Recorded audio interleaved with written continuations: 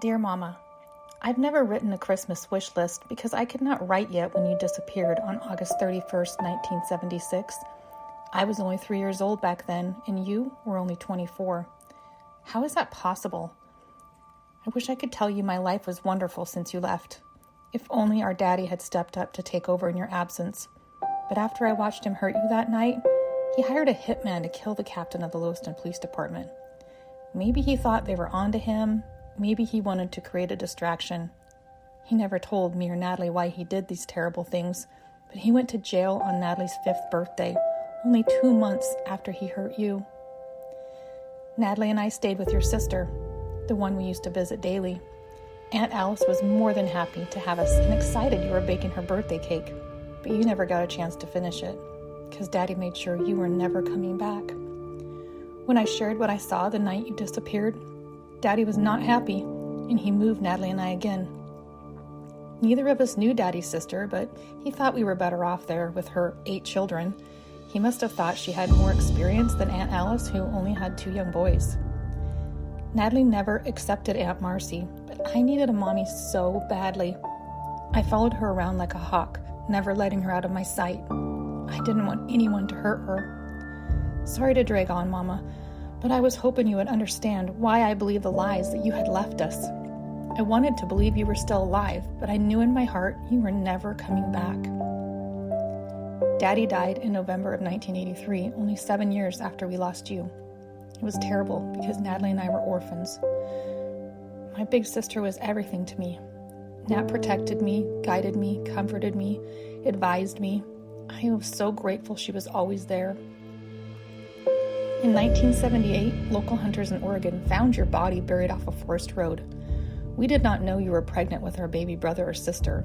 We also didn't know this was your body because we were told it wasn't you. The red pants doe must have been someone else's missing daughter. Oregon did not see the need for a death certificate, but the autopsy stated cause of death was undetermined, possible homicide by strangulation. When I was 3, I did not know that was the term used for when Daddy carried you by your neck. Strangulation. Now I know. Unfortunately, Oregon did not put the pieces together, and in 1990, they needed room on their evidence shelves and sent you and our unborn sibling to be cremated in Walla Walla, Washington. They also ordered destruction of your red pants and white blouse, as well as the soil samples that would have been drenched in your DNA as you decomposed for 2 years on that rural forest road. They did not even notice that your cremains were never returned. In 1990, your box of miscellaneous remains went missing again, but no one noticed until now. You missed your grandchildren being born. Not long after Oregon sent you to Walla Walla to be cremated. Natalie had Jonathan in 1992. I had Zachary in 1994, then Isaiah in 1996. They are the sweet little boys that you and Daddy always wanted. They're so handsome, and they look so much like you and Daddy both. I had your only granddaughter in 2000. Alexia has been such a blessing, and Natalie loved spoiling her and showing her off. When I lost Natalie, her husband, only son, and a young friend in 2006, I did not have the energy to breathe, let alone to search for you. I hope you can forgive me, Mama. I wanted to die, the pain was so intense. I remarried an amazing man that is nothing like our father and had your 4th grandson in 2010. Landon is a carbon copy of you as a child. He's handsome, witty, and smart. I hear from your family and friends that Landon and I are a lot like you. I sure wish you and Nat were here to be part of their lives. They're everything to me. We never stopped looking for you, but when I lost my sweet Isaiah in 2013, my life had no meaning. A mother's job is to protect her child.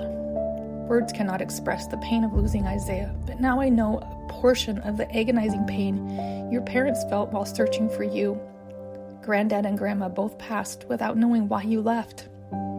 They know now. I believe you're all together and guiding me. Last summer, I saw a photo on Facebook of an unidentified woman from Eastern Oregon that looked exactly like me. However, I'm not missing. You are.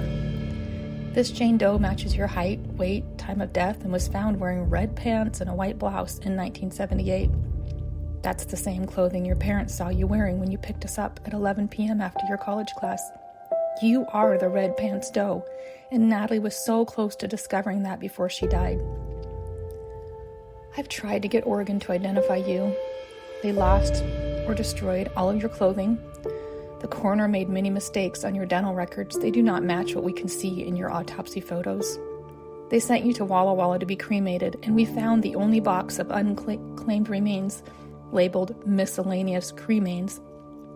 I know it's you and my unborn sibling. I can line up your teeth to the autopsy photos, but Oregon wants DNA. This brings me to now, Christmas of 2022. I know in my heart that when my husband's family was hunting in 1978, you led them to your shallow grave.